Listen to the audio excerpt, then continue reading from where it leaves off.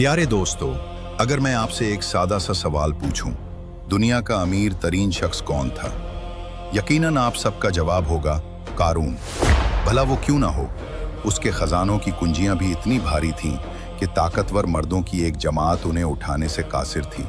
तो फिर उसके खजानों का कौन शुमार कर सकता है? लेकिन क्या आप ये जानते हैं कि कारून कौन था? उसने ये बेशुमार दौलत कैसे और कहां से जमा की?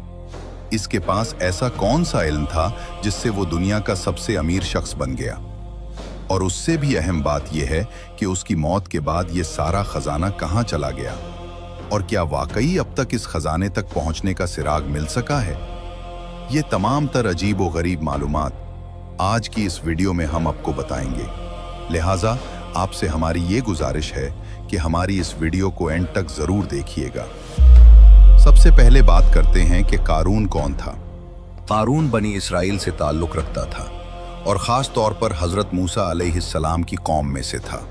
जैसा कि अल्लाह ताला का फरमान है, बेशक कारून मूसा की कौम में से था, फिर उसने उन पर सरकशी की। कुरानी हवाला अल-क़सस आयत 17-26। ये भी कहा जाता है कि वो हज़रत मूसा अलैहिस्सलाम का चचाजाद भाई था। दोनों का नसब उनके बाप और माँ की तरफ से मिलता था।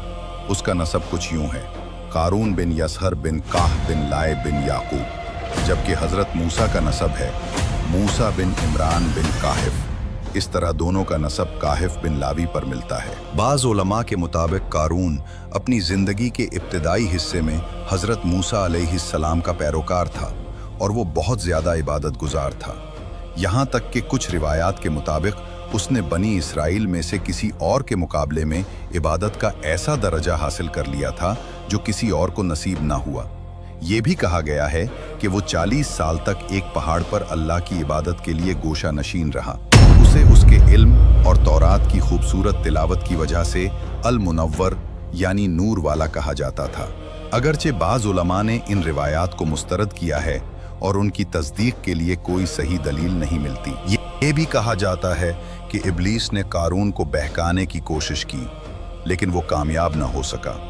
फिर इब्लीस खुद एक मर्द की सूरत में उसके पास आया और उसके साथ इबादत करने लगा।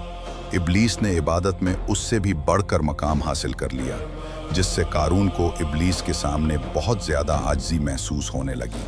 तब इब्लीस ने आहिस्ता आहिस्ता कारून को अपनी तरफ माइल करना शुरू कर दिया। उसने कारून से कहा, हम लोगों के साथ न तो जमात की नमाज पढ़ते हैं और ना ही किसी जनाजे में शामिल होते हैं। मेरी राय है कि हमें भी उनके साथ शरीक होना चाहिए, क्योंकि ये भी एक इबादत है। कारून ने उसकी बात मान ली। जब कारून ने ऐसा किया और बनी इसराइल को उसकी इबादत का इल्म हुआ, तो वो उसकी इबादत के अय्याम में उसके लिए खाना लाने लगे। इस पर इब्लीस ने कारून से कहा, हम लोगों पर बोझ बन गए हैं। मेरी राय है कि हम एक दिन कमाई करें और बाकी हफ्ते इबादत करें। फिर इब्लीस ने कारून को मजीद बहकाया और कहा, हम ना तो किसी पर सदका करते हैं और ना ही किसी की मदद करते हैं। मेरी राय है कि हम एक दिन काम करें और एक दिन इबादत करें। जब कारून इस मकाम पर पहुंच गया तो शैतान ने उस पर काबू पा लिया और उसे छोड़कर चला गया। उसी मकाम पर कारून के लिए दुनिया खोल दी गई और वो अपनी साबिका इबादत और जुहद को भूलकर दुनिया और माल जमा करने में मशगूल हो गया। यहाँ तक कि उसने ऐसी दौलत इकट्ठी कर ली जिसकी मिसाल पूरी तारीख में नहीं मिलती। अब बात करते हैं कि कारून ने ये दौलत कैसे हासिल की। प्यारे दोस्तों, हकीकत यह है कि मुहक्किकीन इस तरीके की तस्दीक नहीं कर सके कि कारून ने अपनी दौलत कैसे जमा की। ताहम इस बारे में कई रिवायात मशहूर हैं।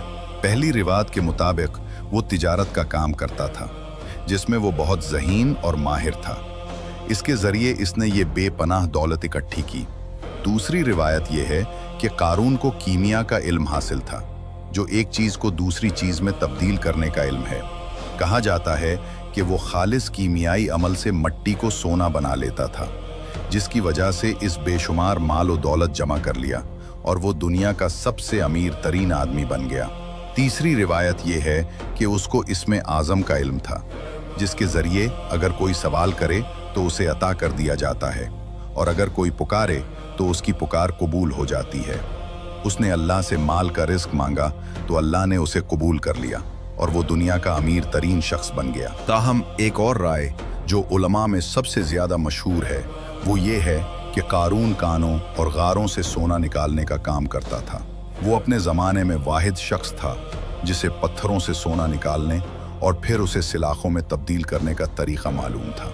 इस तरह वो अपने ज़माने में सोने की पैदावारी और तब्दीली का वाहिद ज़रिया था। कहा जाता है कि फ़िरौनों के पास मौजूद सोने की सबसे बड़ी वजह कारून था। इसी तरह कारून बहुत ही कम अरसे में अपने ज़माने का अमीर तरीन शख्स बन गया। फ़िरौन उसे अपने दरबार में अपनी कौम के दूसरे लोगों के मुकाबले में उसकी बेपनाह दौलत की वजह से ज़्यादा अहमियत देता था। यही से कारून ने अपने माल, अपनी ज़ात और अपने इक़्तिदार पर बहुत ज़्यादा गुरूर करना शुरू कर दिया। वो लोगों पर अपनी दौलत का फ़ख्र करने लगा और अल्लाह के फ़ज़ल को भूल गया। वो बेहतरीन लिबास पहनता, अपने कपड़े सोने से बनवाता और तकब्बुर की वजह से अपनी कमीज को 1 या 2 बलिश्त लंबा रखता था। इसी वजह से हमारे रसूल हज़रत मोहम्मद सल्लल्लाहु अलैहि वसल्लम ने हमें लिबास छोटा रखने का हुक्म दिया है, क्योंकि ये तकब्बुर की अलामत है। ये जहालत की भी एक आदत थी, जहाँ काफिर अपने लिबास को ज़मीन से 1 बलिश्त लंबा रखते थे ताकि वो अपने आप में अमीर तरीन और सबसे ज़्यादा कदावर नजर आएं। कारून का पलंग और उसकी कर्सी भी सोने की थी, यहाँ तक कि उसके महल के दरवाजे भी सोने के थे। इसके पास सोने के अजीम खजाने थे, यहाँ तक कि उसके खजानों की कुंजियाँ उठाने के लिए 40 ताकतवर मर्दों की एक जमात मुकर्रर थी।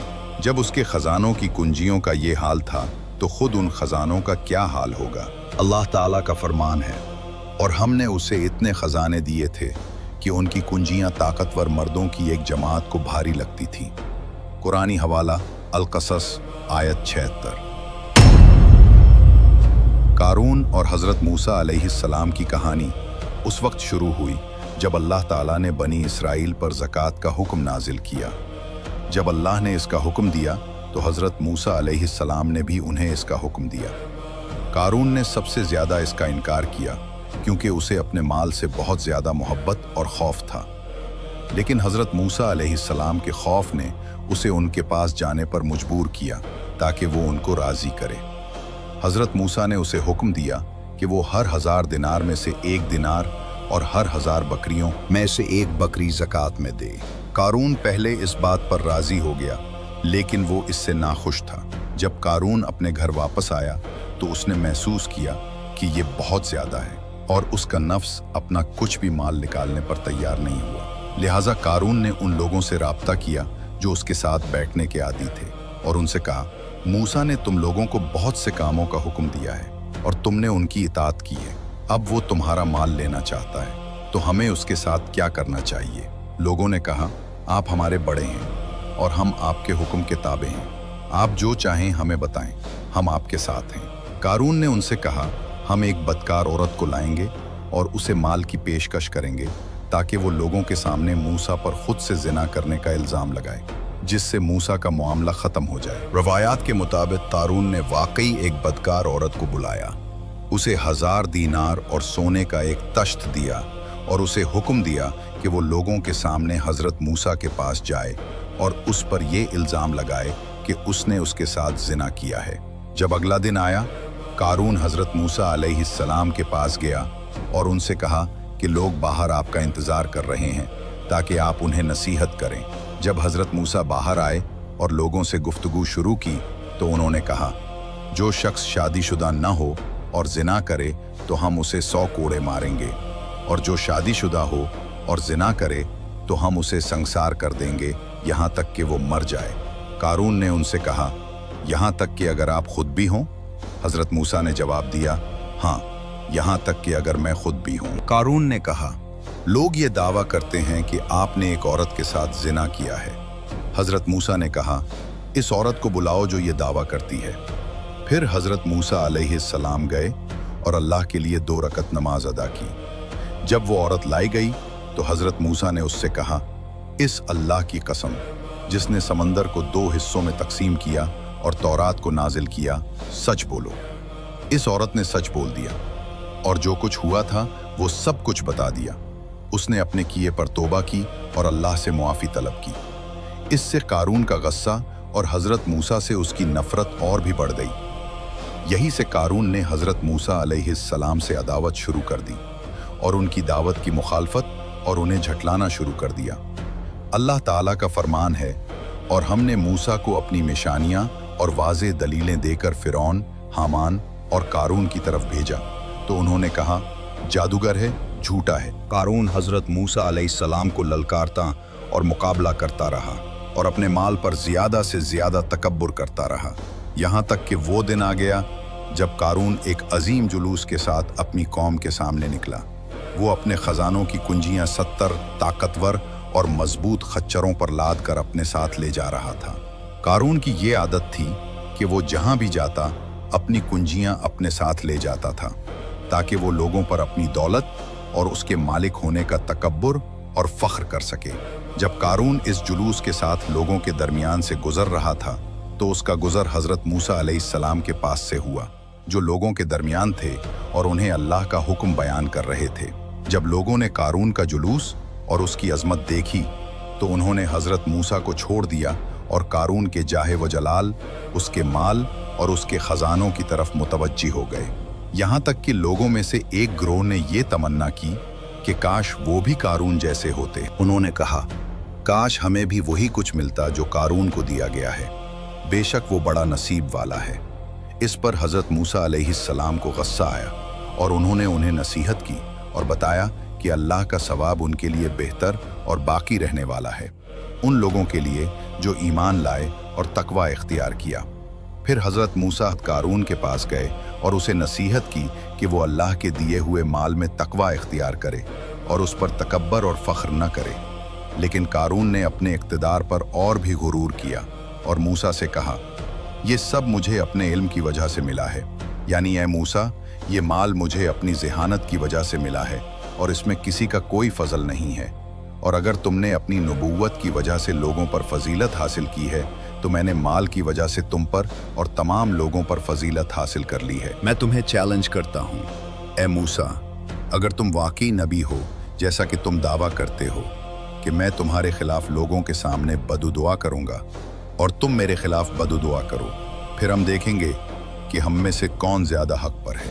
हज़रत मूसा ने उससे पूछा, तुम बददुआ करोगे या मैं करूँ? उसने कहा, मैं बददुआ करूँगा। कारून ने बददुआ की, लेकिन अल्लाह ने हज़रत मूसा अलैहिस्सलाम के हक़ में उसकी दुआ कबूल न की। फिर हज़रत मूसा ने कहा, अब मैं बददुआ करूँ? उसने कहा, हाँ। हज़रत मूसा ने कहा, ए अल्लाह, ज़मीन को हुक्म दे कि वो आज मेरी अताअत करे।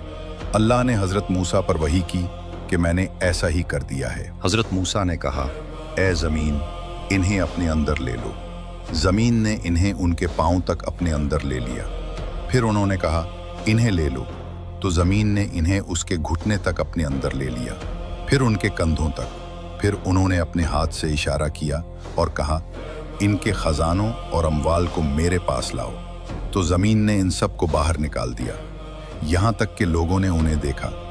फिर हज़रत मूसा ने हाथ से इशारा किया और कहा, ए लावी के बेटे, जाओ। तो इस तरह कारून पूरा अपने ख़जाने के साथ ज़मीन में ग़र्क़ हो गया। अल्लाह ताला का फरमान है, तो हमने उसे और उसके घर को ज़मीन में धंसा दिया।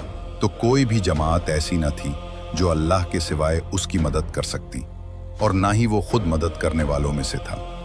एक और रिवायत ये है कि जब कारून हज़रत मूसा के पास से गुजरा और वो लोगों को दावत दे रहे थे, तो लोग हज़रत मूसा से दूर हो गए और कारून की दौलत से फितना में पड़ गए। इस पर हज़रत मूसा अलैहिस्सलाम को गुस्सा आया और वो लोगों को नसीहत करने और याद दिलाने लगे कि अल्लाह का सवाब बेहतर और बाकी रहने वाला है। फिर हज़रत मूसा कारून के पास गए और उसे फ़ख्र व गुरूर न करने और अल्लाह के दिए हुए माल में तकवा इख्तियार करने का हुक्म दिया। लेकिन कारून ने तकब्बुर किया और मूसा की बात नहीं सुनी, लिहाजा हज़रत मूसा ने उसके खिलाफ बददुआ की। और जैसे ही सुबह हुई, अल्लाह ने कारून और उसके घर को ज़मीन में धंसा दिया। और वो लोग जो कल तक कारून जैसे होने की तमन्ना कर रहे थे और दुनिया में उसकी किस्मत पर रश्क कर रहे थे, कहने लगे, जैसा कि अल्लाह ने कुरान मजीद में फरमाया है, अफसोस, अल्लाह अपने बंदों में से जिसके लिए चाहता है रिस्क खुला कर देता है और जिसके लिए चाहता है तंग कर देता है। अगर अल्लाह हम पर एहसान न करता तो हमें भी धंसा देता। अफसोस, काफिर कभी कामयाब न होते। इस तरह कारून आने वाली उम्मतों के लिए एक इबरत और नसीहत बन गया। अब बात करते हैं कि आज कारून का खजाना कहाँ है और कारून के खजानों का क्या हुआ, वो कहाँ चले गए और इनका क्या हुआ। हकीकत ये है कि कारून के खजानों के मकाम के बारे में बहुत सी रिवायात मौजूद हैं। ये कहा जाता है कि कारून का महल, जो कि मिस्र के जुनूब मगरिब में फयूम सूबे में बहरा कारून के करीब वाक़े है, वही महल है जिसका जिक्र कुरान में है। और ये भी कि इस महल के करीब मौजूद झील इस महल के हुदूद में थी और वहाँ 3000 कमरे थे जो ज़मीन के ऊपर और नीचे थे। कहा जाता है कि जो भी इसमें दाखिल होता वो रास्ता भटक जाता और शायद सदमे से दो चार होता और फिर अपना होश व हवास खोकर बाहर निकलता। रवायात के मुताबिक ये मालूमात एक तवील अरसे तक आम रहीं, यहाँ तक कि आसार कदीमा के माहिरीन ने यह साबित कर दिया कि ये तमाम मालूमात गैर हकीकी हैं और इस मशहूर महल का कुरान में मज़कूर कारून के महल से कोई ताल्लुक़ नहीं है।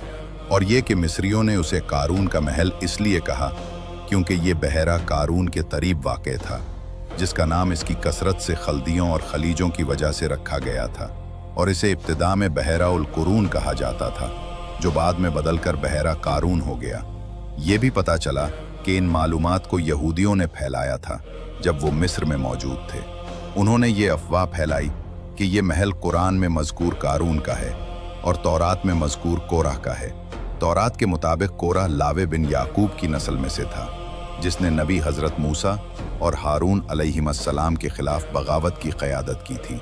अल्लाह ने उसे ज़मीन को फाड़ कर कोरह और उसकी जमात और उनके घरों को निगल कर सज़ा दी। उलमा ने यह भी तस्दीक की कि ये इमारत, जिसे कारून का महल कहा जाता है, वो एक कदीम मंदिर है और उसका कारून और उसके महल से कोई ताल्लुक़ नहीं है। इसी तरह इसका भी कोई सबूत नहीं है कि मौजूदा बहरा कारून वही जगह थी जहां कारून रहता था। इन तमाम बातों के बावजूद बहुत से लोगों ने इन गर्क शुदा खजानों को तलाश करने की उम्मीद में झील की गहराइयों में गोता लगाया, लेकिन अब तक कोई चीज़ नहीं मिली। जबकि कुछ लोगों का ख्याल है कि कारून का महल इराक के इलाके नैनोवा में वाक़ था। उन्होंने कारून को कदीम नैनवा के बादशाहों में से एक अपोलो से जोड़ा, जिसके पास ज़मीन के नीचे ख़जानों में महफूज बेपनाह दौलत थी। लेकिन ये मंतिकी नहीं है, क्योंकि कारून मिस्र की सरजमीन पर था, इराक में नहीं। इस तरह हम देखते हैं कि कारून के ख़जानों के मकाम के बारे में बहुत सी क़ियास आराइयाँ और रिवायात मौजूद हैं, और हर दौर में ऐसे लोग सामने आते हैं जो ये दावा करते हैं कि वो उन खजानों का मकाम जानते हैं। लेकिन हकीकत ये है कि ये तारीख के सबसे बड़े राजों में से एक है जो अब तक बेनकाब नहीं हुआ और शायद कभी भी बेनकाब ना हो।